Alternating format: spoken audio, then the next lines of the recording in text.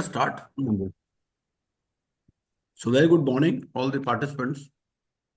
So today we'll start with bankruptcy. And I would request all the participants to please develop MCQs on the insolvency part, which you have already covered.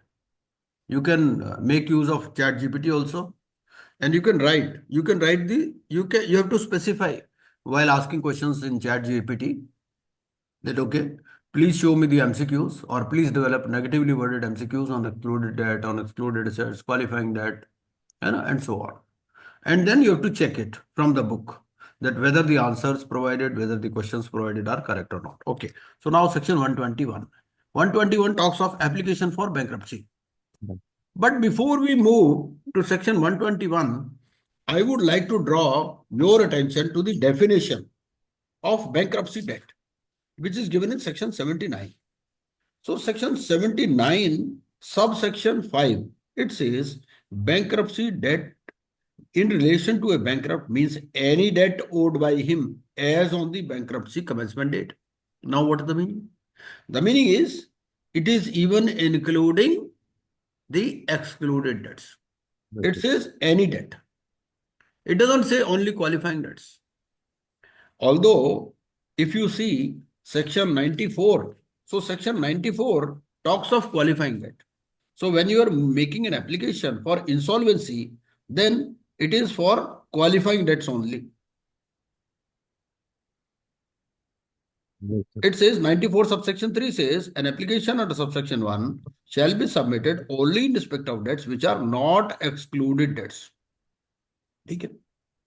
So excluded debts, you cannot make an application. But for bankruptcy, you see the definition of 79, subsection 5. Bankruptcy debt in relation to a bankrupt means any debt owed by him as on the bankruptcy commencement date. Any debt for which he may become liable after bankruptcy commencement date, but before his discharge by reason of any transaction entered into before the bankruptcy commencement date, and any interest which is a part of the debt under section 171. So I hope this point is clear that bankruptcy debt will include excluded debts also. Do you agree with me, Sudhirji? Yes, sir. It says all the debts, so it will include the excluding debts also. Yes. But during insolvency, they are excluding. Now, Correct. 21. So with this background, we'll start this bankruptcy process. We have already seen that there are three sections, section 100, section 115, and section 118. Section 100 says that in case the RP reports to the adjudicating authority that the debtor is initiating the application with a view to defraud the creditors or the RP. So then the creditors can directly file for bankruptcy. This is what section 100 says in brief. Very dangerous section. 100 is the number of police, so you can easily correlate with that. Section 115. Section 115 says that when there is no approval of repayment plan, so then the creditor or the debtor can file for bankruptcy. And section 118, it says when it is not fully implemented or there is any violation, so then the debtor or the creditor can initiate the bankruptcy process. So these are the three sections. An application for bankruptcy of a debtor may be made by a creditor individually or jointly. And another departure from the normal CIRP or normal liquidation is here there is no distinction between financial creditor and operational creditor. And both, whether it is a financial creditor or an operational creditor, can file an application either jointly or individually or by debtor. Another important thing, it is not necessary to name the bankruptcy trustee here. In case of bankruptcy, the concept is of bankruptcy trustee. As in case of liquidation, it is the liquidator or voluntary liquidator. So it says an application for bankruptcy of a debtor may be made by a creditor individually or jointly with other creditors or by a debtor to the adjudicating authority in the following circumstances, namely, where an order has been passed by an adjudicating authority under subsection 4 of section 100, under subsection 2 of 115 and under subsection 3 of 118. ठीक है. An application for bankruptcy shall be filed within a period of 3 months of the date of the order passed by the adjudicating authority under the sections referred to in subsection 1. So why they are allowing the period of 3 months? They are allowing the period of 3 months because they want this person against whom insolvency proceedings have culminated to give him another option, to give him another lease of life for 3 months. So within 3 months, if he pays, then no bankruptcy. So it says it shall be filed within a period of 3 months. So naturally, the creditors will get in touch with the person against whom insolvency proceedings have culminated. If you still want to pay, you can, otherwise we'll initiate the bankruptcy process. Where the debtor is a firm, the application under subsection 1 may be filed by any of its partners. This is also important because in case of insolvency, it is not any of its partners, it is majority. But here it is any of its. Another major departure from section 94 or 95. Section 94 or 95 talks of qualifying debts. It talks of debts which are not excluded debts. 94 subsection 3 में लिखा है ना. 94 subsection 3 क्या बोलता है? 94 subsection 3 बोलता है कि only in respect of debts which are not excluded debts. यहां पर तो कुछ नहीं लिखा है सर. यहां लिखा नहीं कौन से डेट्स की हो सकती है. ठीक है ना. तो क्या क्या मेजर डिपार्चर है?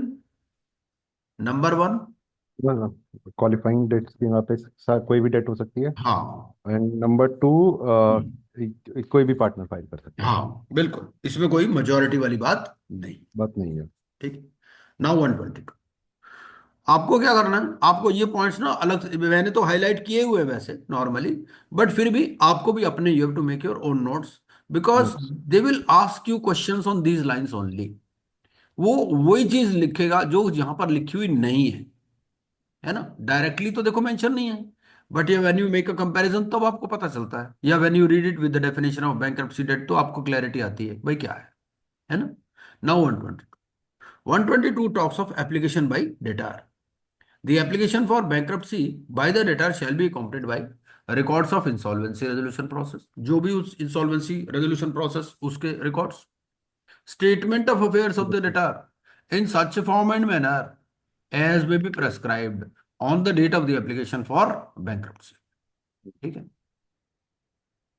तो क्या इसमें कोई फॉर्म प्रेस्क्राइब्ड है? भाई आपको statement of affairs of the debtor बनानी है. ठीक है. तो आपको रेगुलेशन 10 में मिलेगा इसका आंसर, है ना. तो रेगुलेशन 10 अगर आप देखेंगे तो इंसॉल्वेंसी रेजोल्यूशन प्रोसेस में मिलेगा आपको ये. ठीक है. अगर रेगुलेशन 10 देखें आप इंसॉल्वेंसी रेजोल्यूशन प्रोसेस का, तो उसमें आपको ये मिल जाएगा.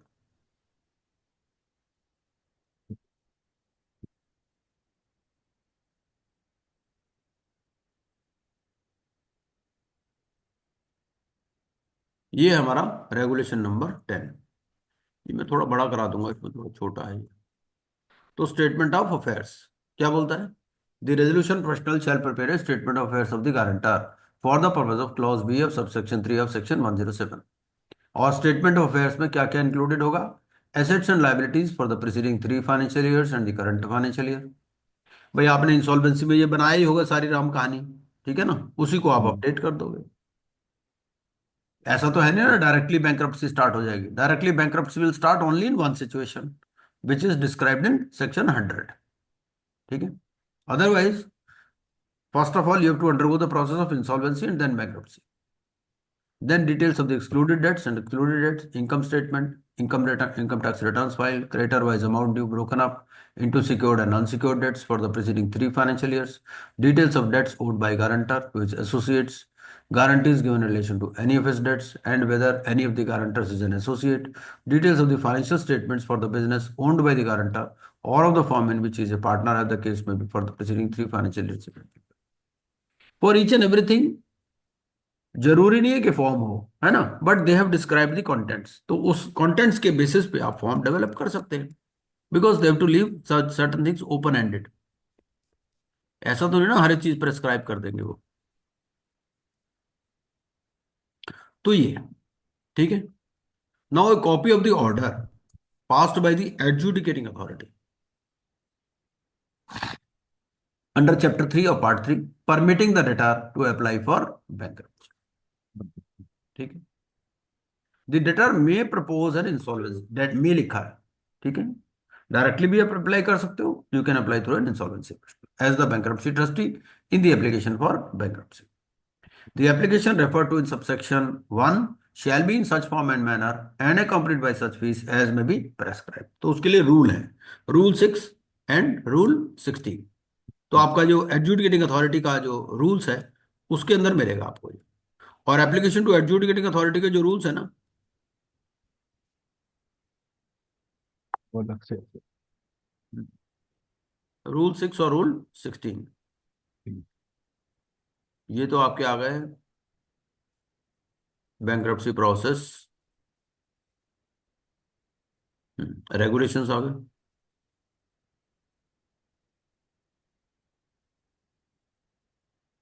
और ये आ गए आपके रूल्स, ठीक है। तो बैंक्रप्सी प्रोसेस के रूल्स अलग है और इंसॉल्वेंसी के रूल्स अलग हैं, ठीक है। तो इसमें क्या है, रूल 6 और रूल 16 क्या बोलता है, एप्लीकेशन बाय गारंटर।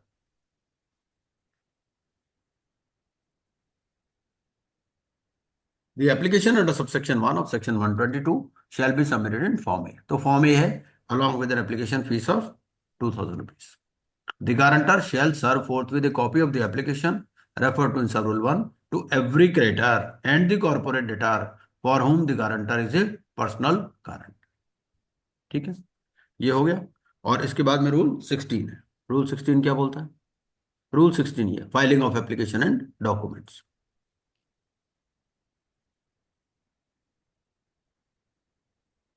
और एप्लीकेशन जो है ये होगी आपकी इलेक्ट्रॉनिक फॉर्म में। ये रूल हमारा 16 है, ठीक है जी। और ये हमारी एप्लीकेशन है, एप्लीकेशन बाय गारंटर, ठीक है। तो यहाँ डेटर कौन है, गारंटर ही है।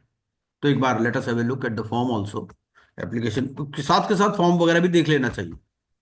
To the adjudicating authority application to initiate bankruptcy process in respect of name of the guarantor, ठीक है।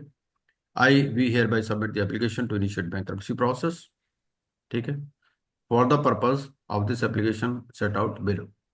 पर्टिकुलर्स ऑफ द गारंटर, पहले अपने गारंटर अपने पर्टिकुलर्स दे देगा, ठीक है। अब वो क्या पूछेगा इसमें, वो आपसे पूछेगा कि in the particulars in the application under form A, है ना, फाइल्ड बाय द डेटर या filed by the guarantor whether details of the associates are required to be mentioned. इस तरह से क्वेश्चन पूछता है वो आपसे। तो वो आपको या तो यस बोलेगा या नो बोलेगा। तो उसमें क्या है, यहाँ list of associates of the guarantor including relatives who may be creditors, तो आपको ये अलग से देनी है लिस्ट, ठीक है। बैंक अकाउंट आइडेंटिफिकेशन नंबर्स, उसके बाद में list of assets of guarantor and immediate family, ठीक है। अब इसमें वो आपसे क्या पूछ लेगा, इससे आप पूछ लेगा कि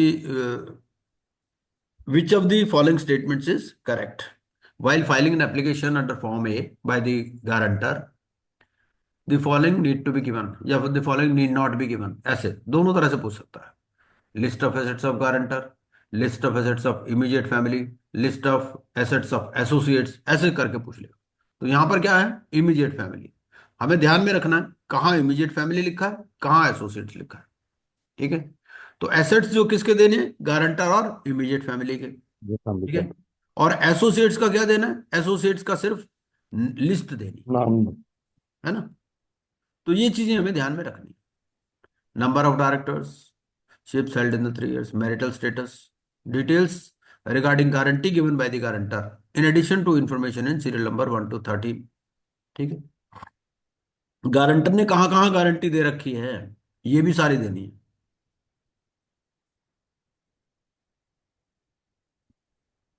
उसके बाद में पार्ट 2 आ गया आपका। पार्ट 2 में business particulars of the guarantor, वो बिजनेस क्या क्या कर रहा है, इस तरह से। Particulars of debt, creditor wise, ठीक है। अब यहां पर आप देखिए, यहां ये कुछ कहानी नहीं करता कि ये क्वालिफाइंग डेट है, सिक्योर्ड है, अनसिक्योर्ड है। ये इसमें पूछता है आपसे सिक्योर्ड डेट कौन सा है, अनसिक्योर्ड डेट कौन सा है, यहाँ क्वालिफाइंग डेट और दूसरा डेट कुछ नहीं है इसमें। इसमें ऐसा कुछ वो नहीं है, क्योंकि सारे क्रेडिटर्स की लिस्ट उसको देनी है। List of document statement by guarantor in respect of excluded debts. देखो, एक्सक्लूडेड डेट्स का अलग से उसने कह दिया। क्यों कह दिया? क्योंकि जो एक्सक्लूडेड डेट्स हैं वो बेसिकली क्या कर रहा है कि I guarantor hereby state that the debts for which the bankruptcy process application is filed does not include, ठीक है, any liability to pay fine imposed by a court, ठीक है, लाइबिलिटी टू पे डैमेजेस। वो ये कह रहा है कि मैं जो बैंक्रप्सी के लिए एप्लीकेशन फाइल कर रहा हूं इसमें क्या है, ये एक्सक्लूडेड जो डेट्स हैं वो इंक्लूडेड नहीं है, ठीक है। particulars of and declaration by insolvency professional if proposed to act as bankruptcy trustee, ठीक है। तो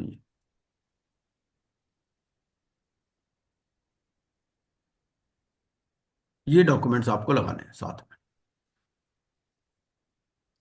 अब जब हम पॉइंट नंबर ये वाला देखते हैं, ये पॉइंट नंबर देखते हैं ना, ये statement by guarantor in respect of excluded debts, तो मनु गुप्ता जी इसको पढ़ के क्या लगता है?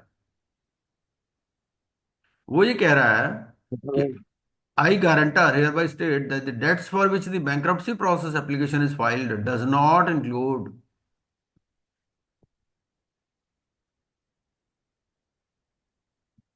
वो इन डेट्स का क्या एक्सक्लूडेड होगा? डेट्स। हाँ जी।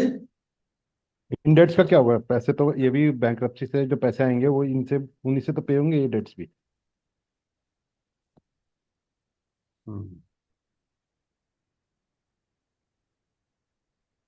तो एक बार देखते हैं कंबाइंड रेटिंग करके क्या होता है।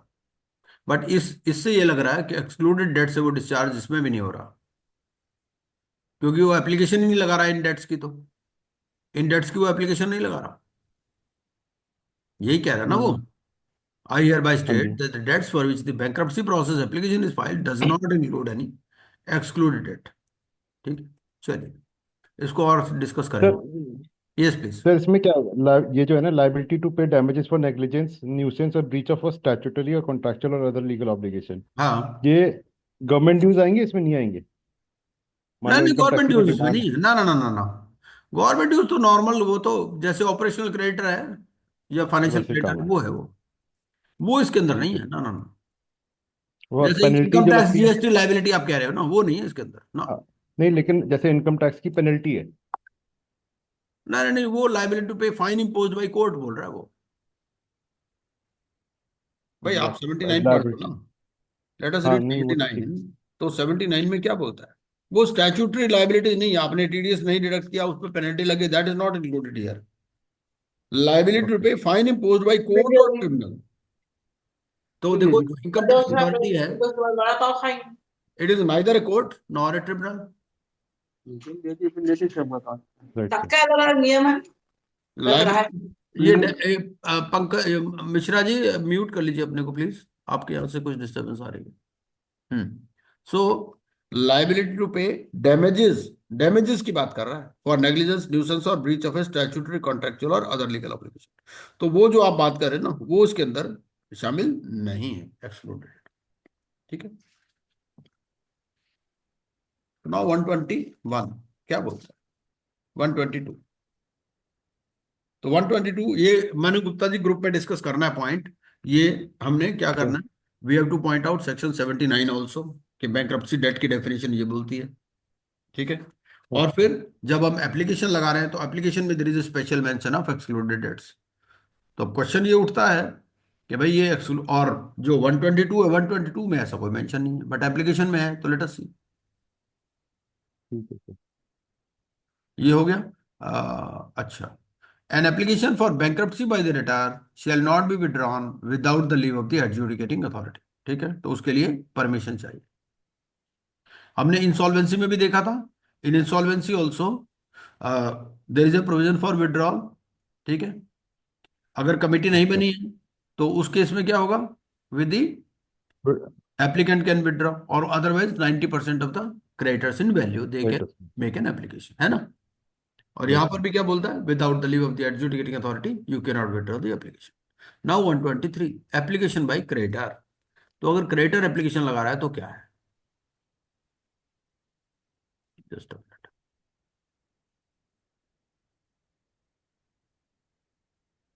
123. 123 says the application for bankruptcy by the creditor shall be accompanied by the records of the insolvency resolution process, a copy of the order passed permitting the creditor to apply for bankruptcy. ठीक है, और details of the debts owed by the debtor to the creditor as on the date of the application for bankruptcy. ठीक है, and such, इसको अपनी detail लगानी है भाई। क्रेडिटर को दूसरों का तो पता नहीं ना कि दूसरे किसी के क्या डेट है, ये तो अपने ही डेट्स बता सकता है ना। तो ये क्या लगाएगा? Details of the debts owed by the debtor to the creditor. और जब डेटर एप्लीकेशन लगा रहा है तो वो क्या लगा रहा है? वो लगा रहा है आपका स्टेटमेंट ऑफ Statement, अफेयर्स। ठीक है, तो उसमें वो सारी चीजें बता रहा है, पूरी डिटेल। वो स्टेटमेंट ऑफ अफेयर हमने देखी थी रेगुलेशन नंबर 10 में, of IRP for PG to CD। ठीक है, an application under subsection 1 in respect of a debt which is secured, अगर secured है तो क्या होगा? A statement by the creditor having the right to enforce the security that he shall in the event of a bankruptcy order being made give up his security for the benefit of all the creditors। ठीक है, या तो वही रिलिंक्विशमेंट का provision होगा, या statement by the creditor stating that the application is only in respect of the unsecured part और estimated value of the unsecured. या तो रिलिंक्विश करेगा या वो फिर अनसिक्योर्ड पार्ट के लिए ही एप्लीकेशन लगाएगा। ठीक है, if a secured creditor makes an application for bankruptcy and submits a statement under clause B of subsection 2, the secured and unsecured parts of the debt shall be treated as separate. Clear है? चलो, correct, sir. The creditor may propose, तो ये भी creditor भी नाम दे भी सकता है और नहीं भी दे सकता। ठीक है, N application for bankruptcy under subsection 1 in case of A deceased debtor. ठीक है, मान लो डेटर की डेथ हो गई, ठीक है, तो it may be filed against his legal representative, तो उसके लीगल रिप्रेजेंटेटिव के लिए भी फाइल हो सकती है। अब इसमें डेट उल्टा ले लें इसको, कि अगर डेटर की डेथ हो गई तो क्या उसके लीगल रिप्रेजेंटेटिव फाइल कर सकते हैं? The answer is no. जो एप्लीकेशन वो डेटर ही फाइल कर सकते हैं। ठीक है ना, मान लो Yes, sir. डेटर की डेथ हो जाए तो क्या डेटर के लीगल रिप्रेजेंटेटिव अपनी इंसॉल्वेंसी के लिए फाइल करेंगे? नहीं, द आंसर इज नो। या अपनी बैंक्रप्सी के लिए, क्यों? क्योंकि वो सेपरेट है, वो सेपरेट एंटिटी है ना। लेकिन Yes, क्रेडिटर sir. फाइल कर सकता है कि किसके लिए? अगेंस्ट इज लीगल रिप्रेजेंटेटिव, क्योंकि लीगल रिप्रेजेंटेटिव ने भाई उसकी प्रॉपर्टी भी तो इनहेरिट की है ना। तो उतनी जितनी प्रॉपर्टी इनहेरिट की उतने का ही मिलेगा उसको, उसी में से मिलेगा। उसके भी आगे प्रोविजंस हैं कि लीगल रिप्रेजेंटेटिव्स कहां तक लायबल है। ठीक है, उसमें फिर ये भी लिखा है कि फ्यूनरल एंड टेस्टामेंटरी एक्सपेंसेस के लिए भी प्रोविजन होगा, वो सारी बात है। The application for bankruptcy shall be in such form and manner and accompanied by such fees as may be prescribed। तो इसके लिए रूल 7 और 16 है। तो एक बार रूल 7 भी देख लेते हैं क्विकली। ये रेगुलेशंस हैं और फिर ये रूल्स हैं, ये हमारे रूल्स हैं। तो रूल 7 क्या बोलता है? Application by creditor. क्या बोलता है application by creditor? The application under subsection 1 of section 123 shall be submitted in form B। ठीक है, तो डेटर ने ए में फाइल करनी है, क्रेडिटर ने बी में फाइल, फीस 2000 रुपीज। ठीक है, the creditor shall serve forth with the copy of the application to the guarantor and the corporate debtor। इसने किस किस को कॉपी देनी है? गारंटर को और कॉर्पोरेट डेटर को, for whom the guarantor is a personal guarantor. अच्छा, डेटर ने किस किस को कॉपी देनी है? अगर डेटर फाइल कर रहा है या जो गारंटर है वो फाइल कर रहा है, वो किस किस को देगा? तो क्रेडिटर को, हाँ, क्रेडिटर को देगा और कॉर्पोरेट डेटर को देगा। एवरी क्रेडिटर, ठीक है, जितने भी क्रेडिटर है उनको कॉपी देगा और कॉर्पोरेट डेटर को। कॉर्पोरेट और ये किसको कॉपी दे रहा है? ये गारंटर को और कॉर्पोरेट डेटर। डेटर को। तो नेचुरली दूसरे क्रेडिटर को थोड़ी कॉपी देगा, इसको पता नहीं कौन कौन क्रेडिटर है। In case of joint application, the creditors may nominate one amongst themselves to act on behalf of all the creditors। ठीक है, तो ये सेक्शन 7 है। और सेक्शन 16 हमने पहले ही देख लिया था। सेक्शन 16 में तो ये है कि भाई ये डॉक्यूमेंट्स इसके साथ आपको लगाने हैं। ठीक है, ये एप्लीकेशन बाय गारंटर है। और फॉर्म बी भी एक बार देख लेते हैं।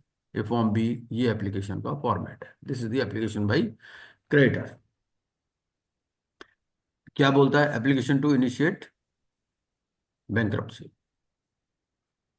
पहले तो अपने पर्टिकुलर्स दे देगा ये एप्लीकेंट जो है, उसके बाद में गारंटर के पर्टिकुलर्स और associates of the guarantor including relatives.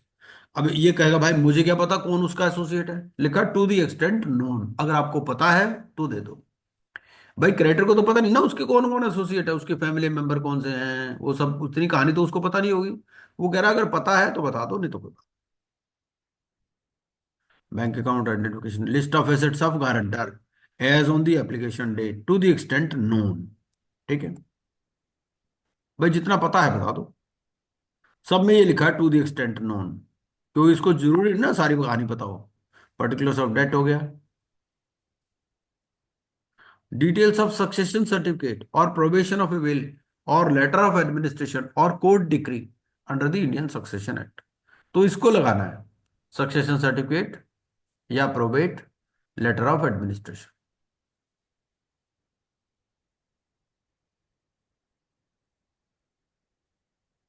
Secured creditor क्या करेगा? इस फॉर्म के अंदर ही टिक कर देगा। क्या टिक कर देगा?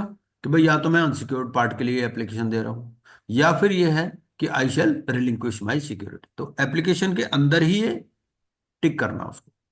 Statement by creditor in respect of excluded dates.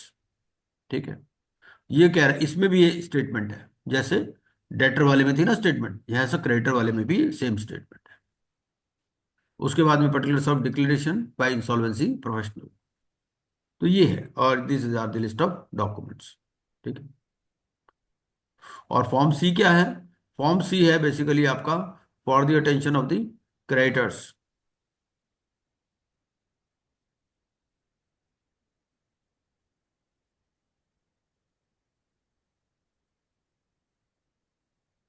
ये फॉर्म सी में क्या दे रहा है बेसिकली? ये application to adjudicating authority for the sir attention of the claims की बात, क्रेडिटर्स। क्लेम्स की बात कर रहे हैं सर। क्रेडिटर्स को नोटिस जा रहा है क्लेम्स के लिए। हाँ, तो बेसिकली ये क्रेडिटर्स ये अपना क्लेम सबमिट करें इस डेट में। ये है, ये पब्लिक नोटिस का फॉर्मेट है बेसिकली। और फॉर फॉर्म डी है नोटिस टू क्रेडिटर। ठीक है,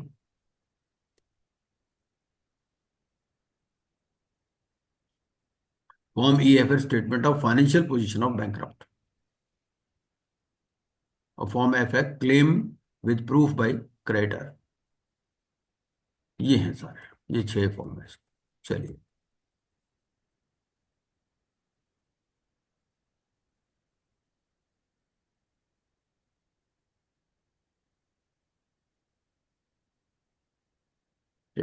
ये हो गया 123 हो गया। नाउ 124। 124 बोलता है कि इफेक्ट ऑफ एप्लीकेशन क्या होगा। जैसे वहां पर है इंटरिम मॉरेटोरियम और मॉरेटोरियम, यहां पर भी क्या वैसा ही है? यहां से yes. When an application is filed under section 122 or 123, an interim moratorium shall commence on the date of making of the application on all actions। यहां वर्ड क्या लिखा? यहां सूट या प्रोसीडिंग नहीं लिखा, यहां लिखा on all actions against the properties of the debtor in respect of his debts and such moratorium shall cease to have effect on the bankruptcy commencement date. ठीक है,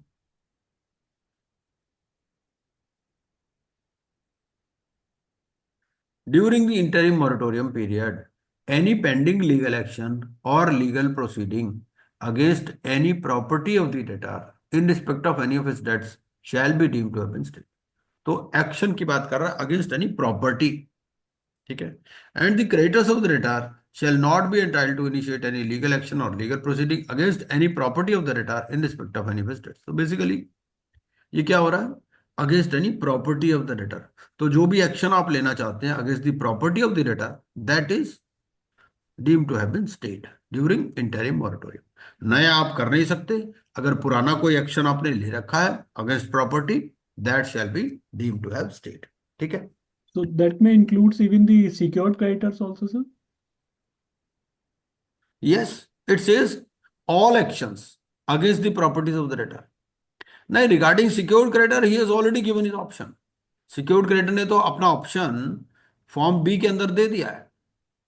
वो क्या कह रहा है कि I am filing this claim only for the unsecured part, या फिर ये है कि दूसरा उसमें था ना ये वाला एप्लीकेशन बाय क्रेडिटर, तो एप्लीकेशन बाय क्रेडिटर ये स्टेटमेंट देगा क्या, that the application is only in respect of unsecured part, या फिर having the right to enforce the security that he shall in the event of a bankruptcy order being made give up his security for the benefit of all the creditors of the bankrupt.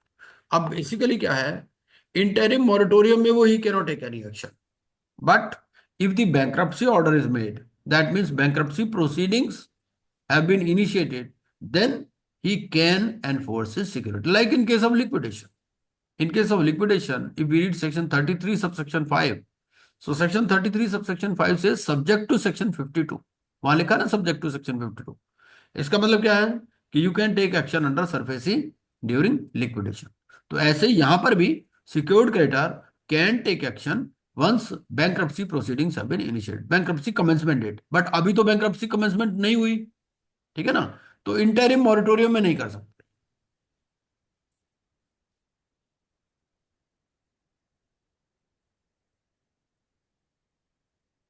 Where the application has been made in relation to a firm, the interim moratorium shall operate against all the partners of the firm as on the date of the making of the application.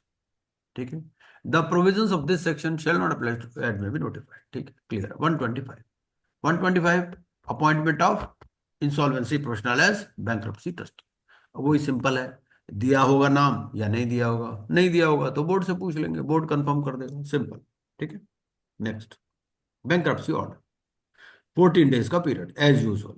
ठीक है, the adjudicating authority shall provide the following documents to the bankrupt creditor and the bankruptcy trustee.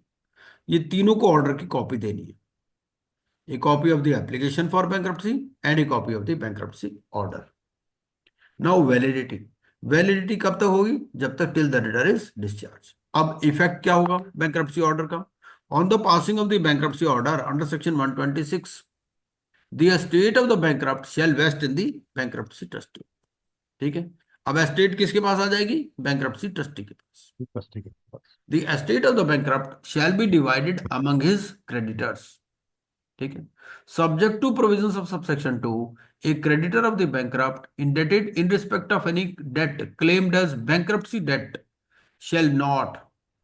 ठीक है, अब क्या बोल रहा है, subject two subsection 2।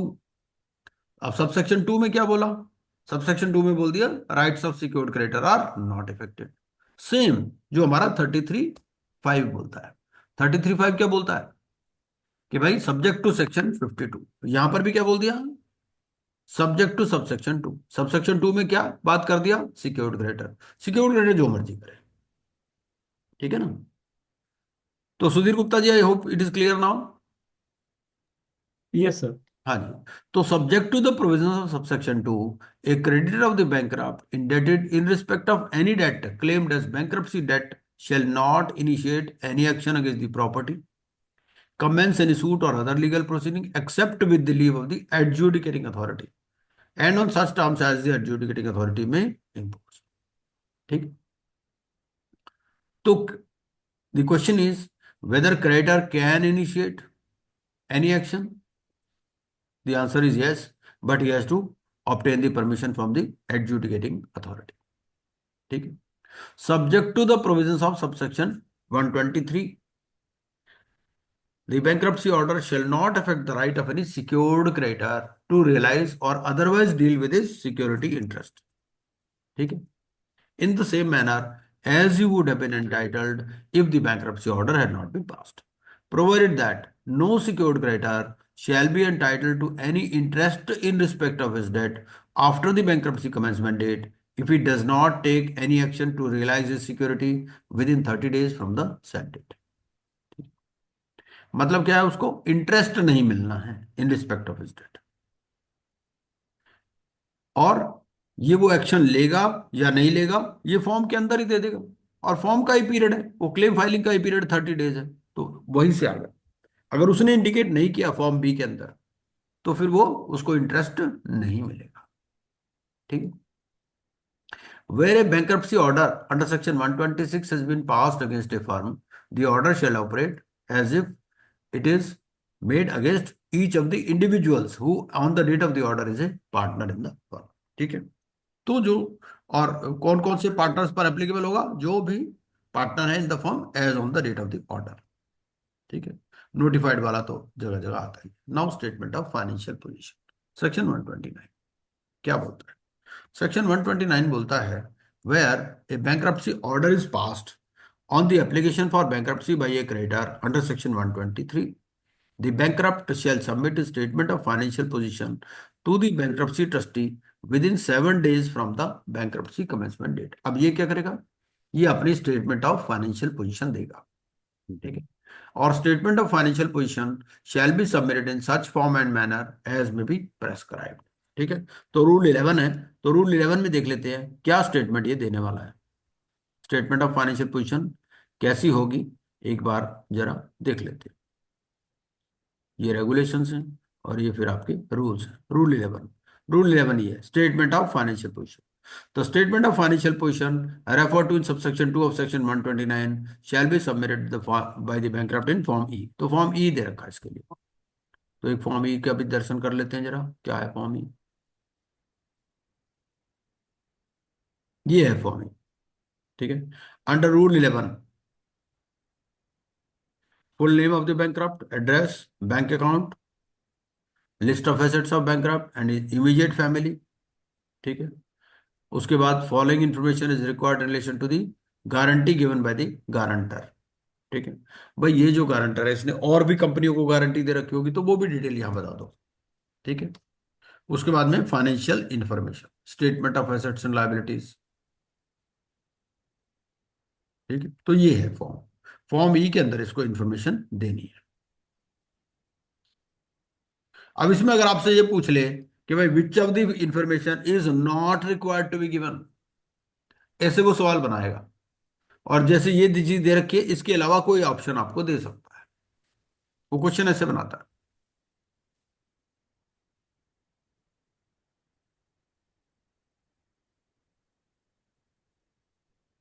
चलिए,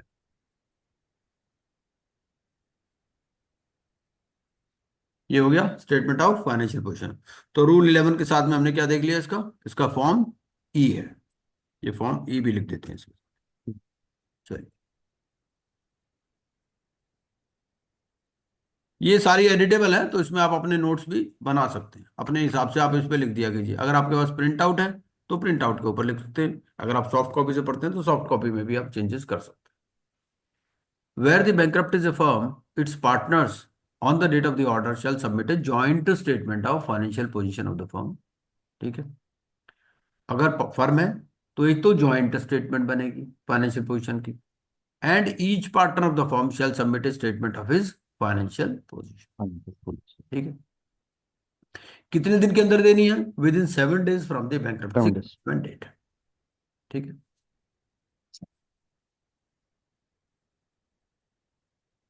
the bankruptcy trustee may require the bankrupt or any other person to submit in writing further information explaining or modifying the matter contained in the statement of financial position। ठीक है, ये statement of financial position किसको देनी है? Adjudicating authority को देनी है, bankruptcy trustee को देनी है? बैंकरप्सी ट्रस्टी को देनी है। हाँ बिल्कुल। उसके बाद में public notice inviting claims from creditors. ठीक है, पब्लिक नोटिस का भी हमने फॉर्म देख लिया था, है ना, फॉर्म सी था ना। The adjudicating authority shall send notices within 10 days of the bankruptcy commencement date. तो किन को नोटिस गया? क्रेडिटर्स। पब्लिक नोटिस, हाँ, public notice in the statement of affairs submitted by the bankrupt under section 129 or the application for bankruptcy submitted by the bankrupt under section 122। issue a public notice inviting claims from creditors। तो दो चीजें क्या, एक तो notice जितने भी creditor हैं जिसका नाम लिस्ट में दे रखा है उनको जाएगा, और उसके बाद एक पब्लिक नोटिस भी है। और पब्लिक नोटिस जो है it shall include the last date up to which the claim shall be submitted. It shall be published in leading newspapers. where the bankrupt resides. ठीक है, affixed on the premises of the adjudicating authority and placed on the website of the adjudicating authority. ठीक है, notices to the creditors shall include such manners and details as may be prescribed. Rule 10, तो rule 10 के साथ हमने देख लिया था form C, registration of claims. The creditors shall register claims with the bankruptcy trustee within 7 days of the publication of the public notice by sending details of the claims to the bankruptcy trustee in such manner as may be prescribed. तो 7 दिन के अंदर इनको register करने हैं अपने claims. The creditor, in addition to the details of his claims, shall provide such other information and in such manner as may be prescribed. उसके बाद में ये लिस्ट बना लेगा, preparation of list of creditors. कितने दिन के अंदर? Within 14 days from the bankruptcy commencement date.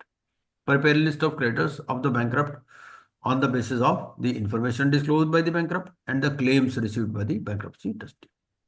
उसके बाद में summoning of meeting of creditors. The bankruptcy trustee shall, within 21 days from the bankruptcy commencement date, issue a notice for calling a meeting of the creditors to every creditor mentioned in the list. ठीक है, notice shall state the date of the meeting, which shall not be later than 21 days from the bankruptcy commencement date.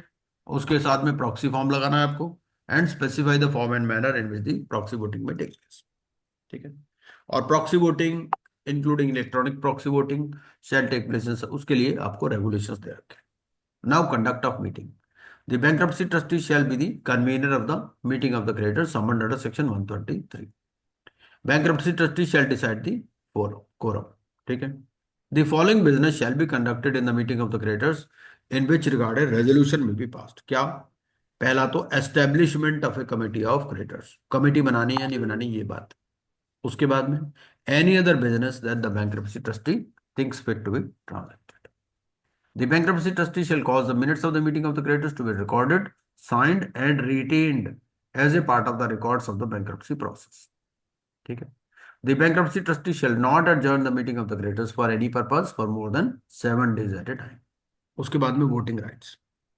Voting right में क्या है? Every creditor mentioned in the list under section 132 or his proxy shall be entitled to vote in respect of the resolutions in the meeting of the creditors in accordance with the voting share assigned to him. ठीक है, the resolution professional shall determine the voting share to be assigned to each creditor in the manner specified by the board. ठीक है, तो percentage यहां पर क्या है? More than 50% of those who voted. एक बार रेगुलेशन 24 25 पढ़ लेते हैं तो उससे वोटिंग राइट्स का थोड़ा सा क्लैरिटी आ जाएगा. 24 और 25.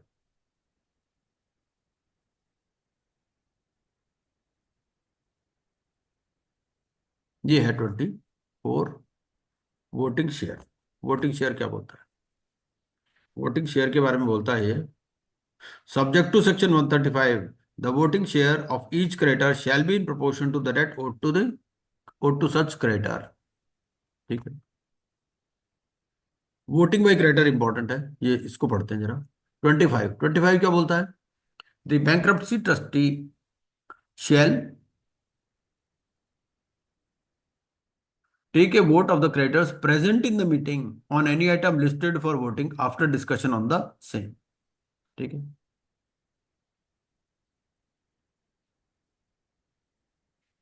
अब ये 25 में 4 इंपॉर्टेंट है सबसे. क्या बोलता है? Unless otherwise provided in the code any decision of the committee shell require approval of more than 50% of voting share of the creditors who voted. ठीक है, तो जिन्होंने वोट किया उसका मोर देन 50%. ठीक है, जो भी डिसीजन है. और बाकी अगर उससे ज्यादा है, जैसे मोर देन 75 लिखा कहीं, तो अगर जहां मोर देन 75 लिखा वहां मोर देन 75 है, अदरवाइज मोर देन 50 तो हर केस में है. ठीक है, और मोर देन 50 क्या है? More than 50 of those who voted.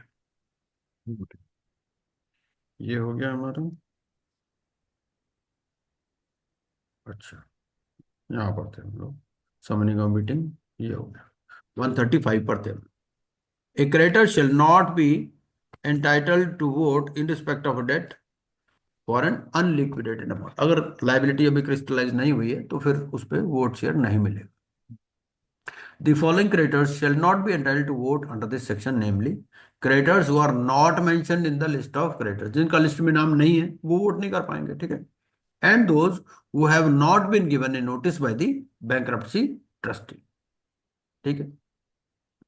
Creditors who are associates of the bankrupt, तो जो associates of the bankrupt है वो भी वोट नहीं कर पाएंगे। अच्छा, इसका क्या मतलब है? Those who have not been given a notice by the bankruptcy trustee, मतलब ये कि भाई इसका मतलब जिसने मान लो क्लेम ही फाइल नहीं किया वो नहीं आएगा लिस्ट के अंदर। अगर आपने बैंक्रप्सी ट्रस्ट ने उसको नोटिस दिया है तो फिर उसका वोट शेयर उसके अंदर आ जाएगा, ठीक है। नोटिस बैंक्रप्सी ट्रस्टी किसको दे रहा है? ये ऊपर लिखा हुआ है, ये है ना। नोटिस किसको दे रहा है?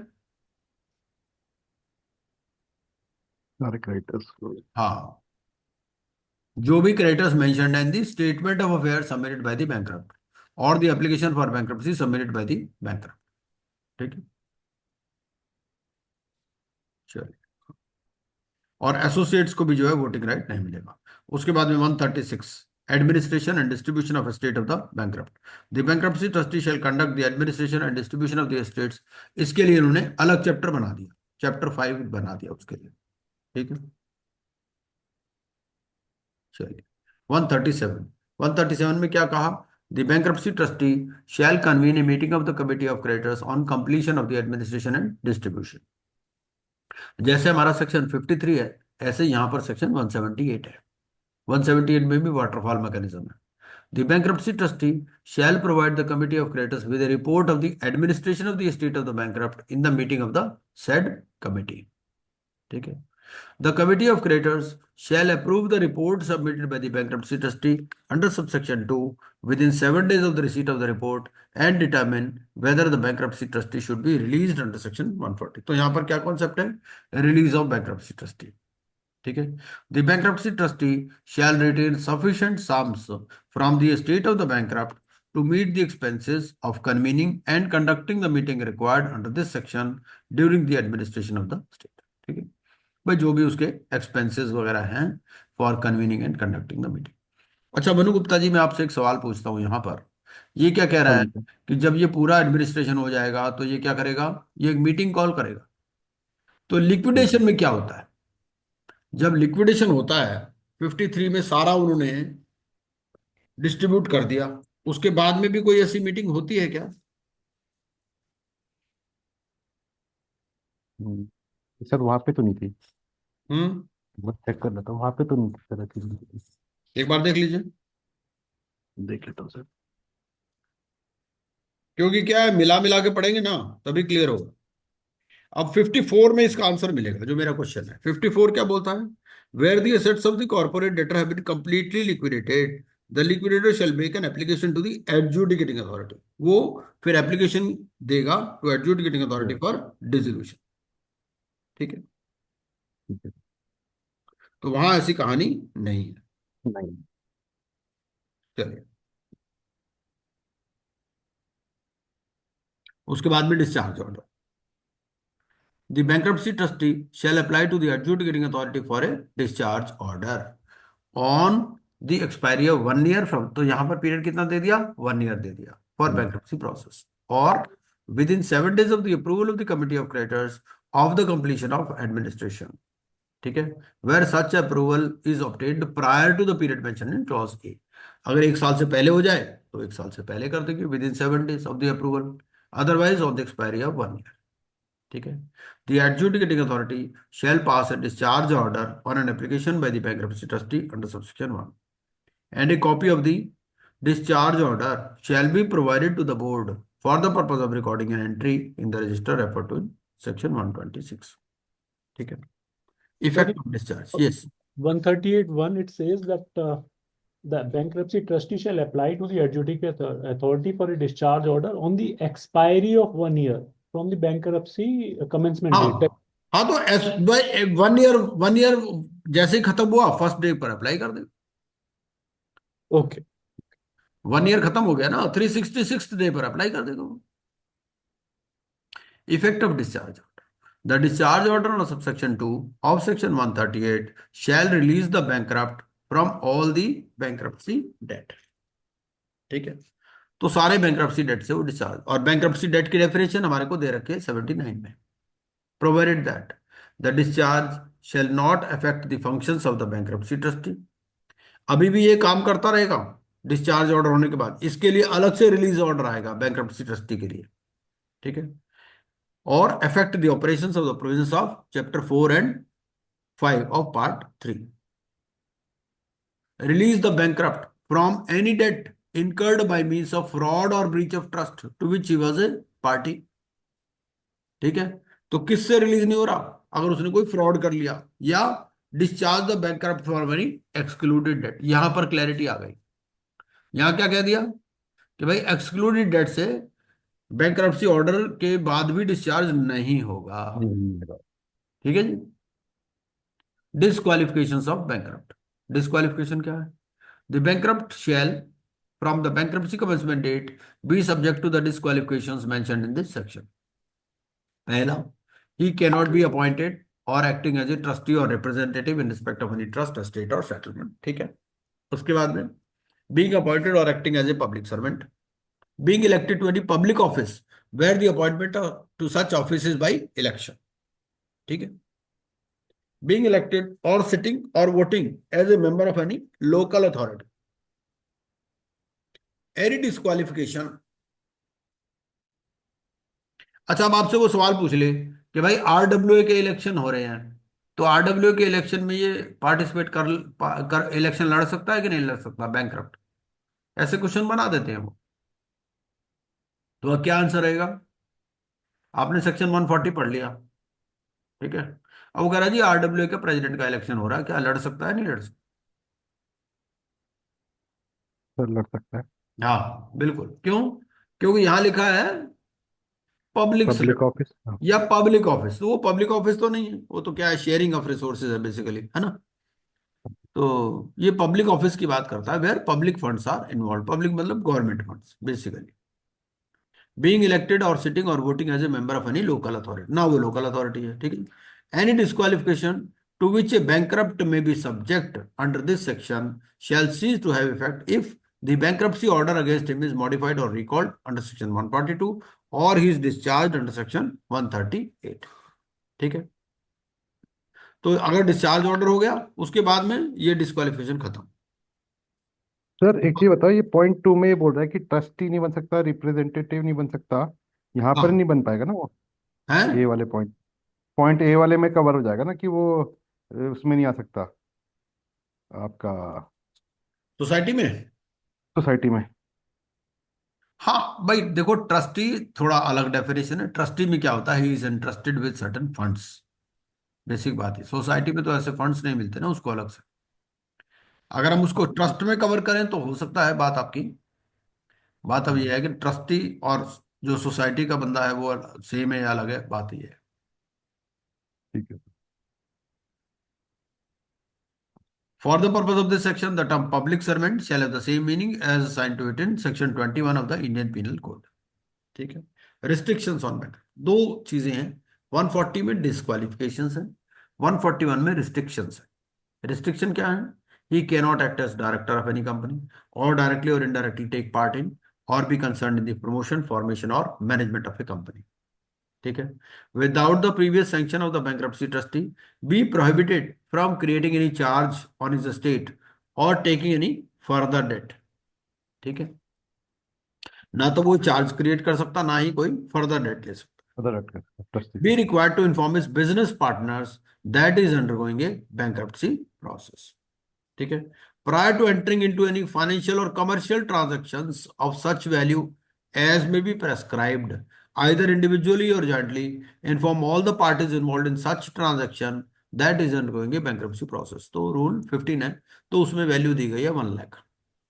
without the previous sanction of the adjudicating authority, be incompetent to maintain any legal action or proceeding in relation to the bankruptcy debts, and not be permitted to travel overseas without the permission of the adjudicating authority। ठीक है, any restrictions to which a bankrupt may be subject shall cease to effect अगर bankruptcy order is modified or recalled or he is discharged. उसके बाद में modification या recall है of bankruptcy order. ये क्या है देखते हैं। The adjudicating authority may on an application or suo motu modify or recall a bankruptcy order whether or not the bankrupt is discharged. ठीक है, क्या if there exist any error apparent on the face of such order. ठीक है, और both the bankruptcy debts and the expenses of the bankruptcy have, after the making of the bankruptcy order, either been paid in full or secured to the satisfaction of the adjudicating authority।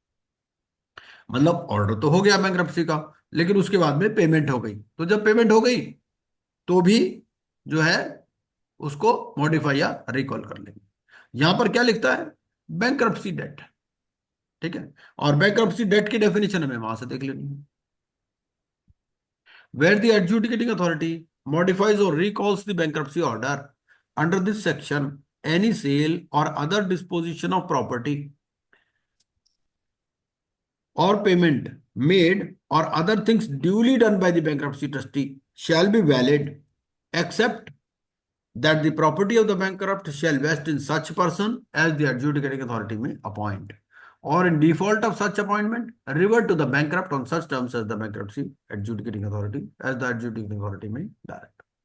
ठीक है, अब अगर bankruptcy order जो है वो modify हो गया या रिकॉल हो गया, ठीक है, वो क्या कह रहा है कि अगर आप अपने कोई सेल या डिस्पोजिशन ऑफ प्रॉपर्टी कर दी है, ठीक है, और other things duly done by the bankruptcy trustee shall be valid, ये वैलिड रहेंगी, except that the property of the bankrupt shall vest in such person as the adjudicating authority may appoint, और in default of any such appointment revert to the bankrupt on such terms as the adjudicating authority may direct.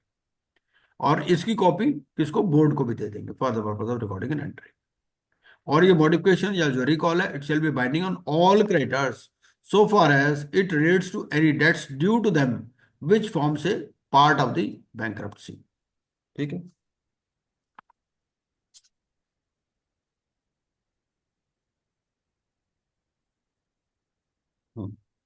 Now section 143। ठीक है, तो आपको 208 के हिसाब से काम करना है। Fees of the bankruptcy trustee, fees कैसे मिलनी है। A bankruptcy trustee shall be appointed for conducting the bankruptcy process shall charge such fees as may be specified in proportion to the value of the state of the bankrupt. ठीक है, the fees for the conduct of the bankruptcy process shall be paid to the bankruptcy trustee from the distribution of the estate of the bankrupt in the manner provided in section 178। जैसे वहां 53 है, यहाँ section 178। Replacement, replacement कैसे होगा। Replacement में यह है कि सीओसी कभी भी फील करती है तो दे में इट में रिप्लेस।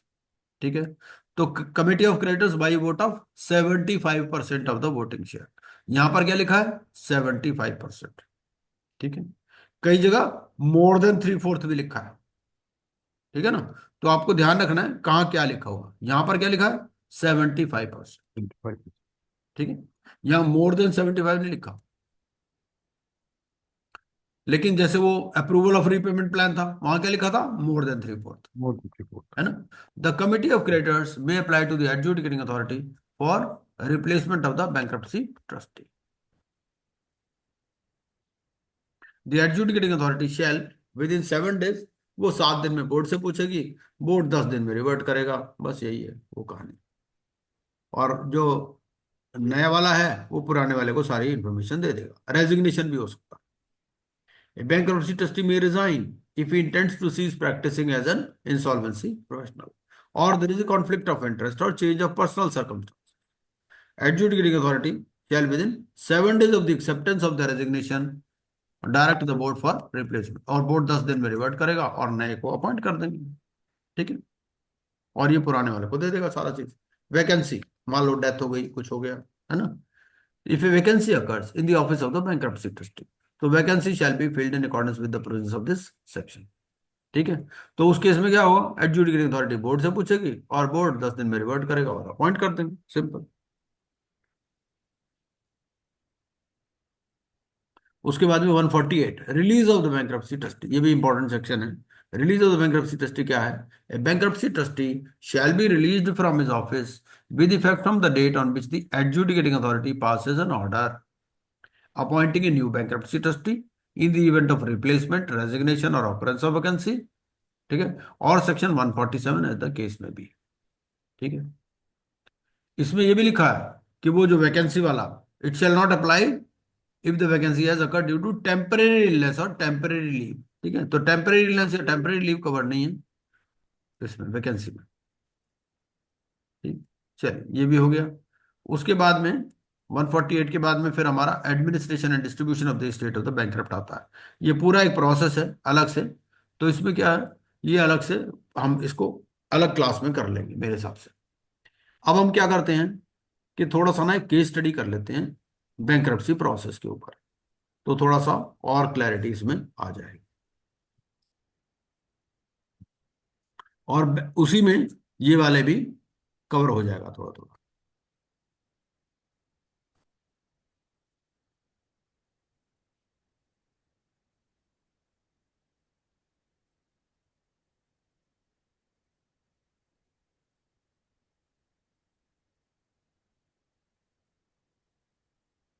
तो जहां जहां जरूरत पड़ेगी हम लोग क्या करेंगे उसमें,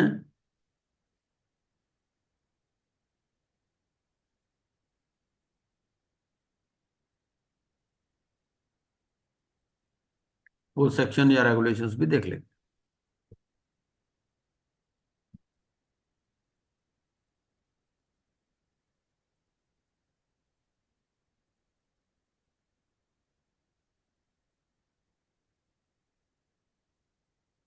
ये केस स्टडी है, तो एक बार पढ़िए मनु गुप्ता जी, ये केस स्टडी पढ़ते हैं, इसको डिस्कस करते हैं, है ना। हाँ फिर जो जी सर। थोड़ा बहुत बचेगा वो बाकी कल कर लेंगे। हाँ जी, बताइए sir. Amar Akbar Anthony Private Limited, having its registered office at Chennai, availed a loan facility from PNB to the tune of rupees 100 crores. The hmm. loan was backed by a personal guarantee of the firm Amak Khan and Company, hmm. which had Amar Akbar and Anthony as its partners. Hmm. Since Amar Akbar Anthony Private Limited is a software company, PNB decides to file an application against the firm Amakan and Company under Part 3 of the code. The repayment plan was not adhered to, and an application was moved by PNB jointly with SBI for bankruptcy of the firm, Messrs. Amakan and Company. PNB was nominated to act on behalf of all the creditors. Interim moratorium was declared. Ramalal was proposed as bankruptcy trustee. The BT found that the books are not complete. Firm has hired a cinema hall on lease basis, and the BT was authorized to keep the cinema hall running. Since the BT was not well versed with the functioning of the cinema hall, he appointed Anthony to supervise the management of the cinema hall. Besides this, the firm had a cold storage where spices, fruits, and vegetables were stored. Next page. The relatives of the partners have a similar cold storage chain and want to purchase the items stored in the cold storage. However, the price offered by them is 20% of the cost price. The father of Amar, one of the partners, expired and left property worth rupees 10 crores, of which Amar was the sole legal heir. However, he secretly disposed of the property without the knowledge of BT. A sum of rupees 5 lakhs was spent by the BT to trace and recover such property. The lease deed of the property contained a clause that on termination of the lease, the lessor would be entitled for a compensation of rupees 20 lakhs. However, on inquiry, it was found that the owner of the property of the cinema hall was the grandson of one of the partners of the firm. SBI was a secured creditor having the security of cold storage. The value of the property as per the registered valuer is as under. Valuer A 5, valuer B 8 crores. The next page. SBI informed the BT that it wants to realize the cold storage property at rupees 10 crores. BT was able to find out another buyer who was willing to purchase the property at rupees 12 crores. The buyer was identified by a marketing consultant hired by a BT. However, the buyer did not turn up after the initial deposit of rupees 1.2 crores and asked for further time due to COVID. One of the creditors, Sohan, who had filed a claim of rupees 50 lakhs, expired due to COVID. Akbar's sister lives in London. Her marriage is fixed on 7th July. He has booked his tickets for London. On an examination of the books, it was revealed that one of the properties belonging to the firm had been transferred to the daughter of wife of Akbar at market value.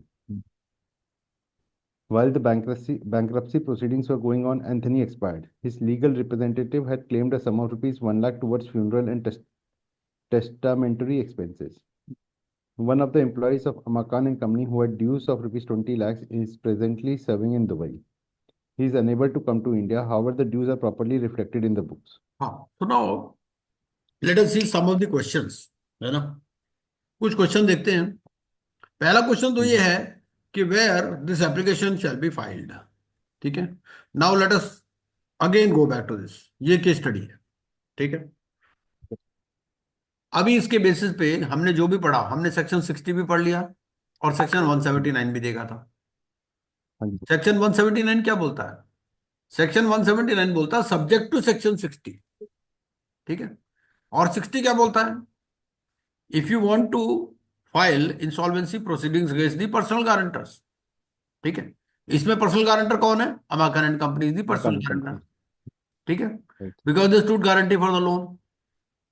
So now the insolvency proceedings have to be initiated against Amakan and Company.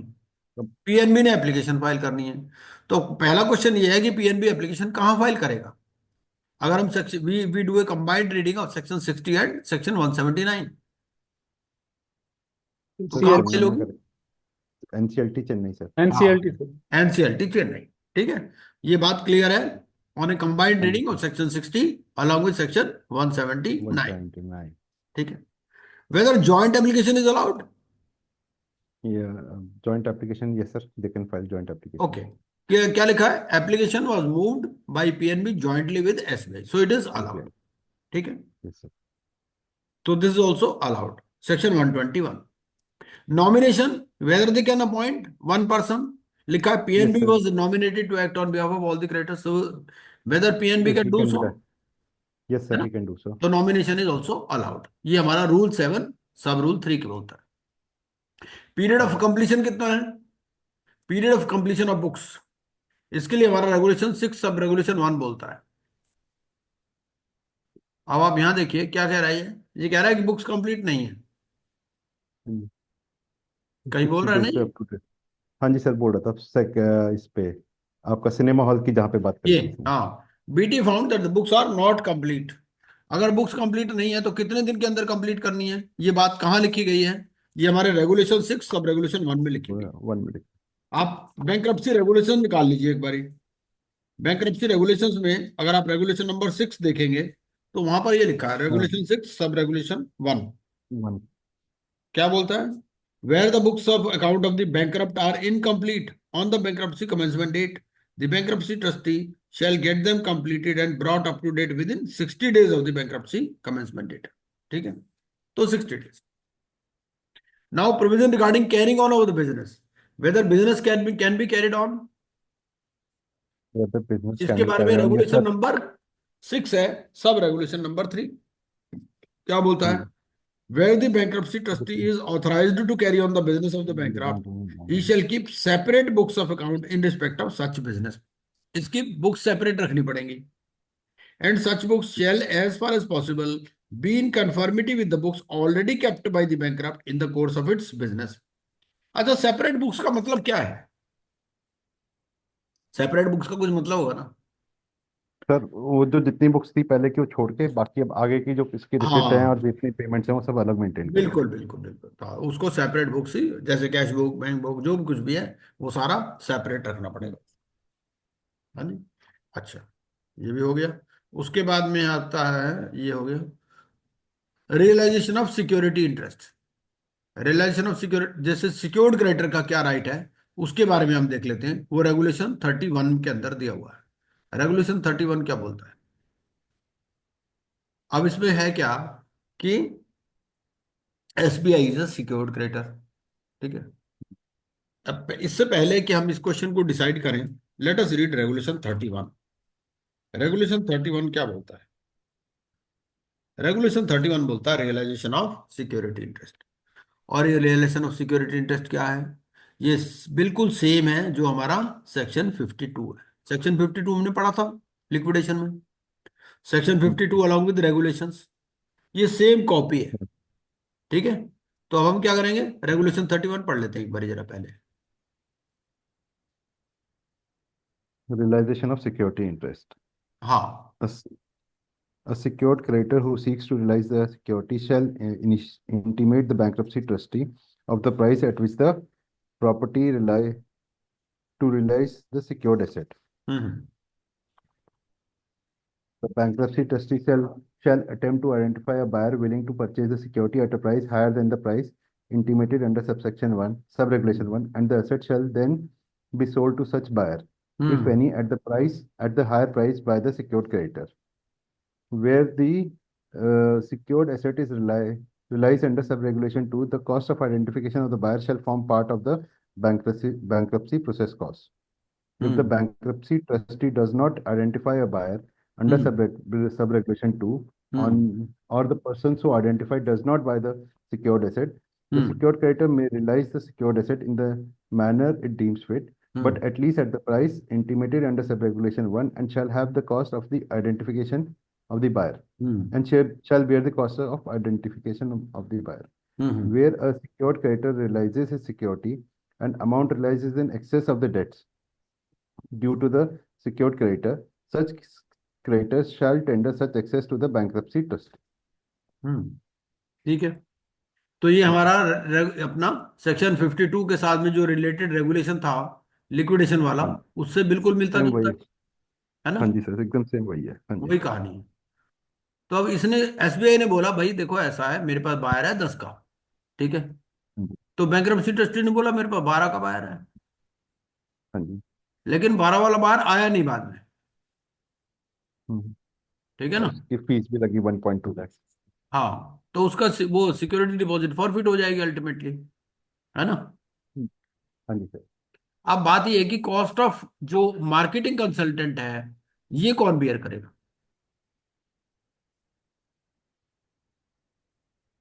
Buyer was identified by marketing consultant hired by the BT. तो जो cost होगी marketing consultant का भी bill होगा ना, भाई उसने marketing वो स्ट्रेटेजी भी सजेस्ट की, तो उसकी कॉस्ट कौन बियर हाँ करेगा, जी, बीटी बियर करेगा या एसबीआई बियर करेगा। बीटी बेर नहीं, बीटी बेर करेगा सर। एसबीआई बियर करेगा। अरे, अच्छा हाँ, वो लास्ट में लिखा होता है उसमें। क्या होता है, उल्टा होता है। जिसने हायर किया ना, दूसरा उसकी कॉस्ट बियर करता है। आइडेंटिफाई जिसने किया, दूसरा बियर करेगा। ठीक ठीक है है। जी। अच्छा मान लीजिए, suppose now SBI has said that it wants to sell the property at 10 crore, but ultimately क्या हुआ कि बाद में ये प्रॉपर्टी 9 की बिकी, तो उसका 10 माइनस होगा या 9 माइनस होगा। सर 10। 10 माइनस। ठीक है, क्यों, वो कहाँ लिखा हुआ है, वो रेगुलेशन में लिखा हुआ है at least at the price. ठीक है, तो रेगुलेशन 31 में लिखा हुआ है, क्या लिखा हुआ है, at least at the price intimated under sub regulation 1 and shall bear the cost of identification of the buyer. ठीक है, ये है। तो realisation of security interest regulation 31, 10 crore shall be deducted out of the amount payable to the secured creditor.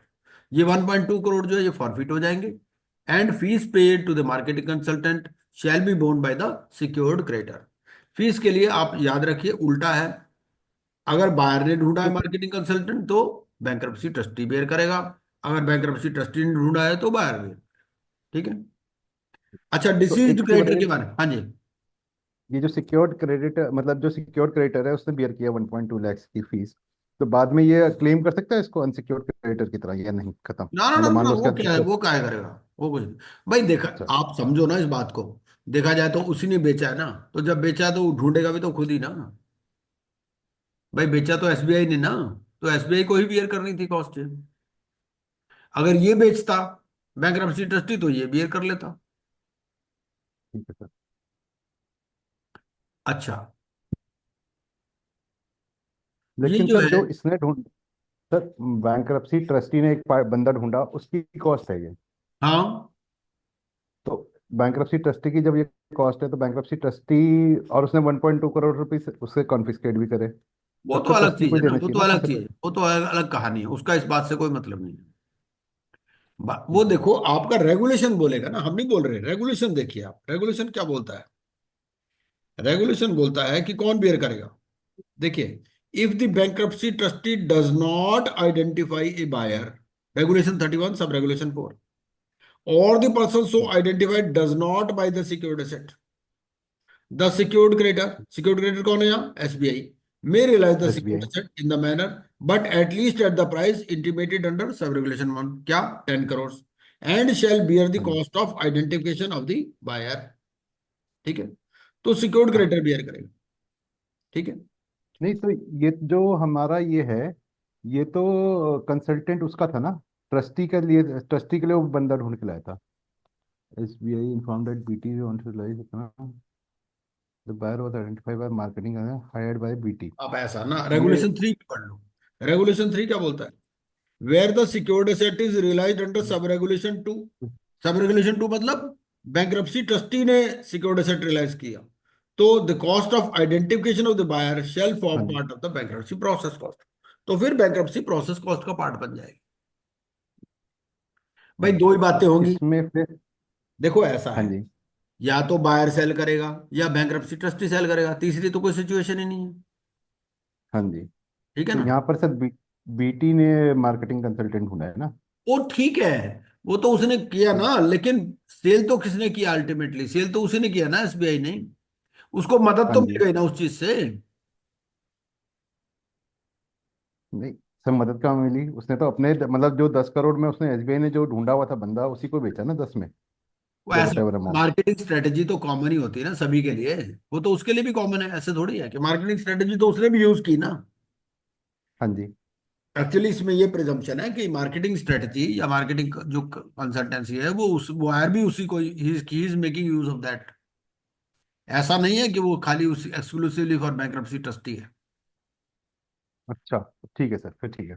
बस फिर देखो clear हो 30, गया सर। 31(3) और 4 दोनों पढ़ लीजिए।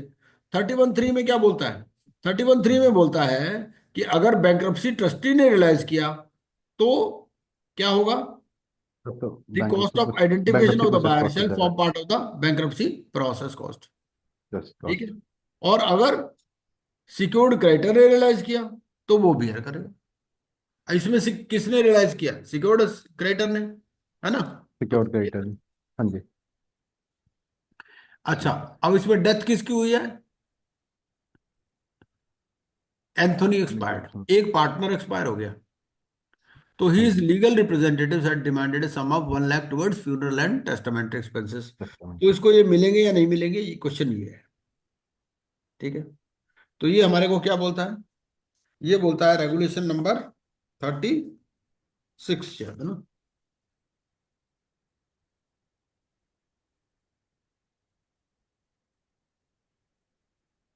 रेगुलेशन कौन सा है इसका, डिसीज क्रेडिटर, रेगुलेशन 33।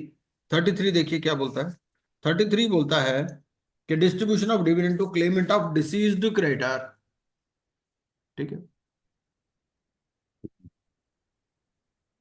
पढ़ूँ सर की। एक मिनट।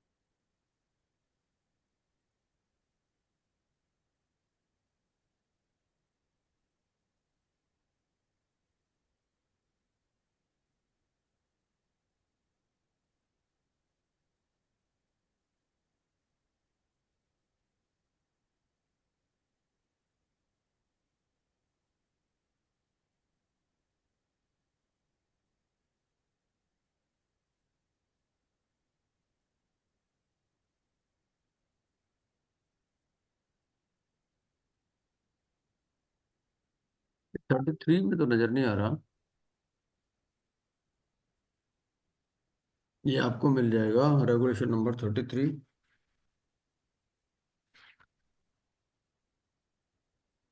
डिस्ट्रीब्यूशन ऑफ डिविडेंड, ये आपको सेक्शन में मिल जाएगा मेरे हिसाब से। ये बैंक्रप्सी वाले जो सेक्शंस हैं ना, उसी में मिल जाएगा। हाँ, ये सेक्शन में लिखा हुआ है। एक मैं सेक्शन बताता हूँ आपको, चैप्टर 5 में होगा।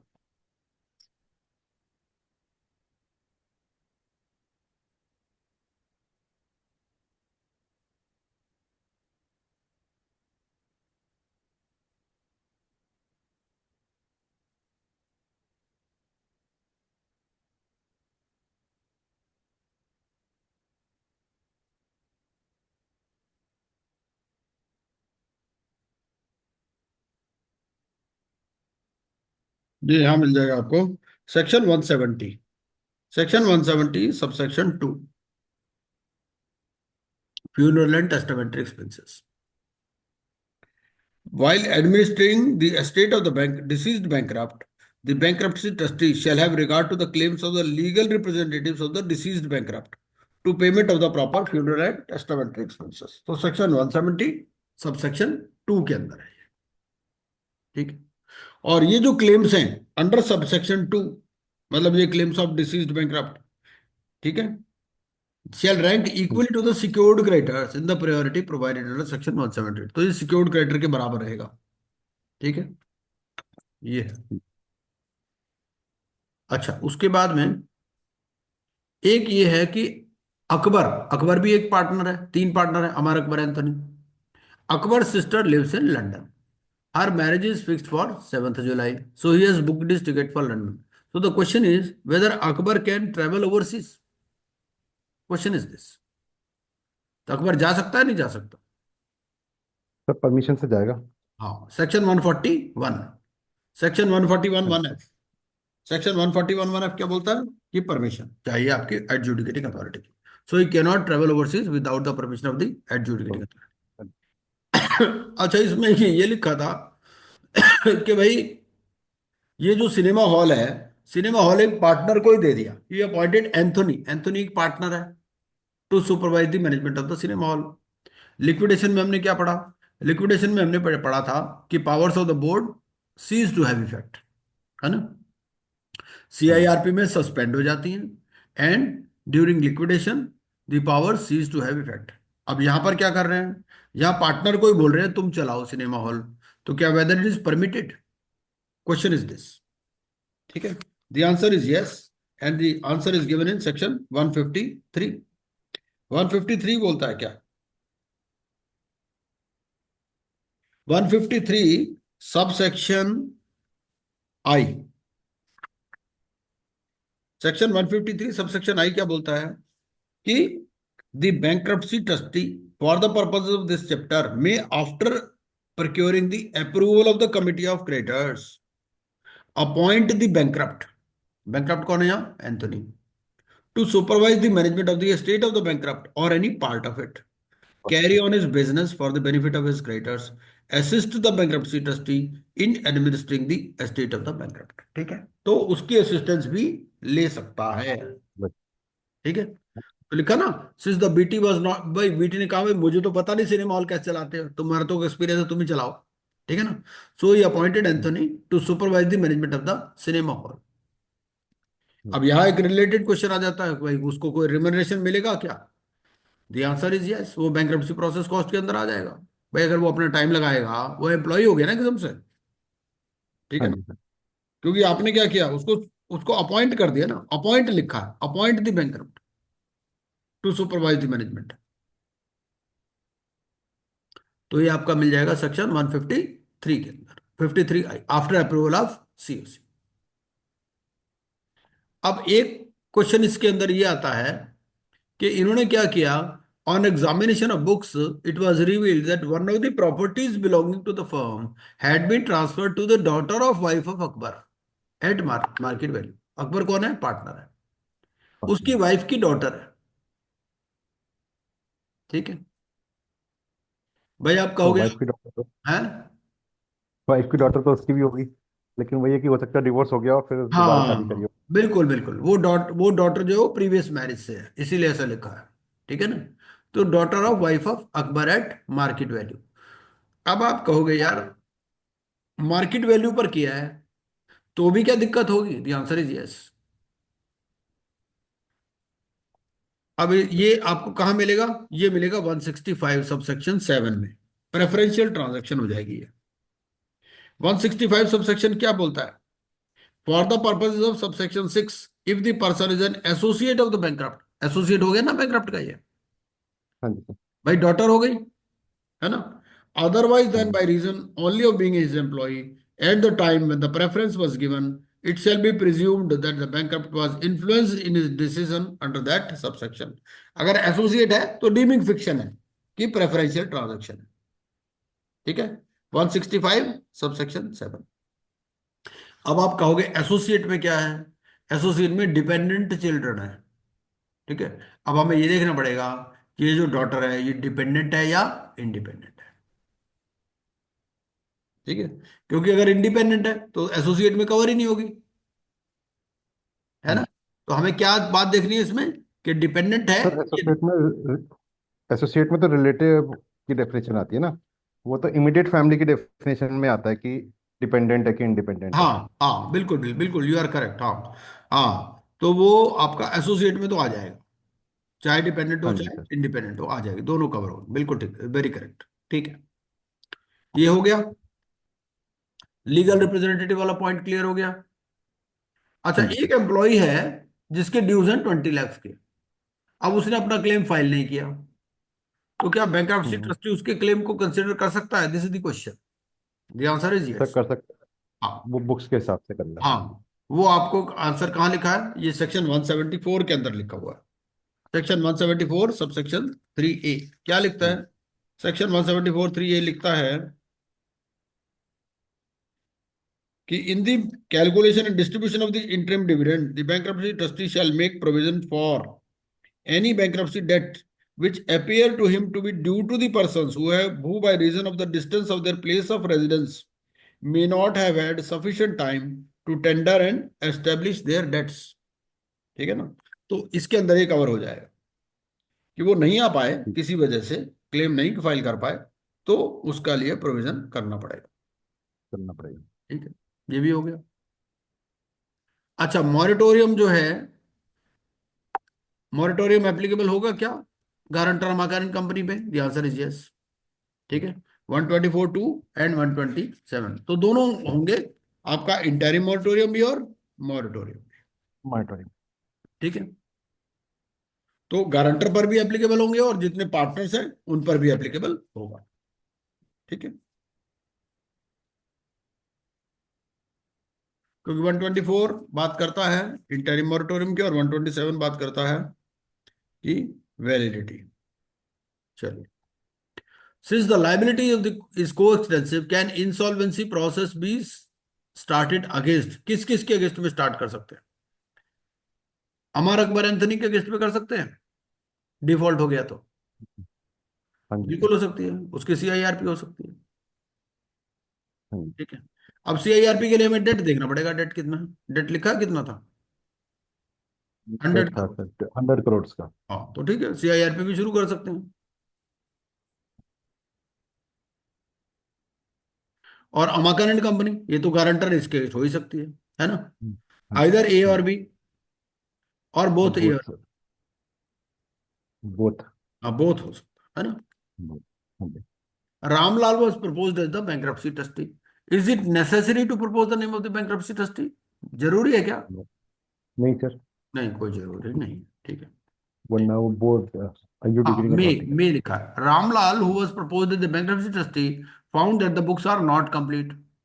तो बुक्स अगर कंप्लीट नहीं है तो कितने दिन में कंप्लीट करनी है इसको? वो सर 60 डेज में, अभी पढ़ा था 60 डेज में हाँ, रेगुलेशन में। PNB will make an application of bankruptcy. Individually jointly, कोई भी कर सकता है ना सर, हाँ, इंडिविजुअली भी कर सकता है, इंडिविजुअली इंडिविजुअली भी कर और जॉइंटली भी। ठीक है, सकता कौन सा है। सी हो जाएगा? If CIRP process or liquidation process is pending against a corporate debtor before NCLT, an application relating to insolvency resolution और लिक्विडेशन और bankruptcy of a corporate guarantor और पर्सनल गारंटर द केस में भी of such corporate data shell be filed before such NCLT.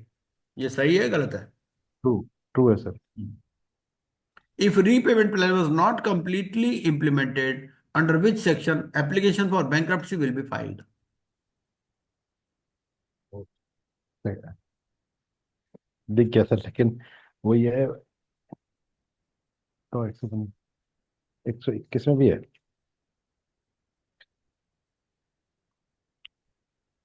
अच्छा, 121 में। हाँ, actually क्या बोल 121 रहा है कि 121 में क्या लिखता है, 121 में दोनों बैंक्रप्सी चीजें कवर कर रहा है, डेटर भी और तीनों। क्रेडिटर भी। हाँ वो जी, तो फिर तीनों चीजें। 122 और 123 में तो फॉर्मेलिटी दे रखी है कि उसके हाँ साथ जी, लगाना क्या क्या है। तो हाँ एप्लीकेशन जी के सर। जो गवर्निंग सेक्शन है वो 121 है। Right sir.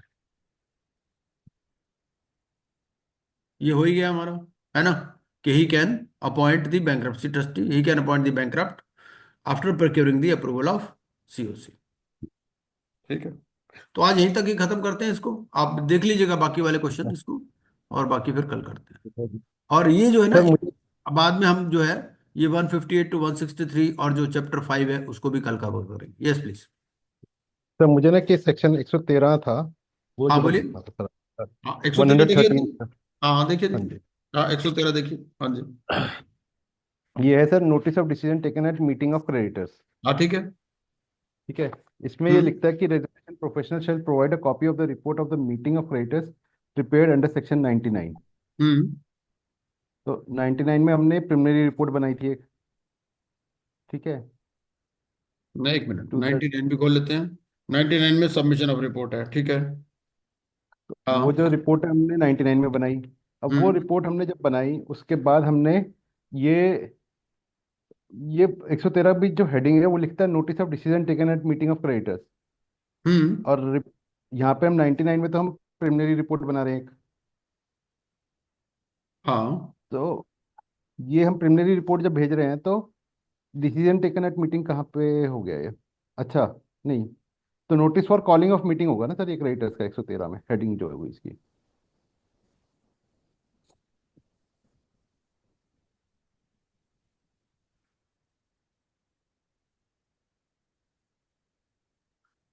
अब फिर ये बोलता है क्रेडिटर्स। एक्चुअली यहाँ ये एरर है, 99 नहीं होना चाहिए। भाई हाँ जी, 99 में कौन सी रिपोर्ट है? 99 में तो बेसिकली ये है कि एप्लीकेशन आपको एक्सेप्ट करनी है या नहीं करनी। 99 हाँ में जी सर। वो है रिपोर्ट, ठीक है। हाँ और जी। यहाँ जो रिपोर्ट है वो ये कह रहा है कि notice of decision taken at a meeting of the creditors. ये बेसिकली ये बात सर कर रहा 112 वाली, है। 112 वाली मीटिंग की, जो इससे पहले हाँ वाली जो मीटिंग है कि हमें हाँ लेना है कि नहीं करना है बिल्कुल, वो ये जो। 112 होना चाहिए। यहाँ 99 गलत लिख दिया है इसने। ये एरर अच्छा, समझ लीजिए आप इसकी। हाँ, ये तो ये ड्राफ्टिंग एक्ट एरर है। में ही है, ये एक्ट हाँ में ही एरर है कि हमारे हाँ, पास है सर ये? नहीं नहीं, एक्ट में ही एरर है, एक्ट में ही एरर है। एक्ट में एरर है। हम्म। ठीक है सर। बिल्कुल ठीक है। ठीक है जी। तो ठीक है चलिए, सर। आज की सत्संग यही समाप्त करते हैं, बाकी कल करें। Thank you, sir. हाँ जी, थैंक यू।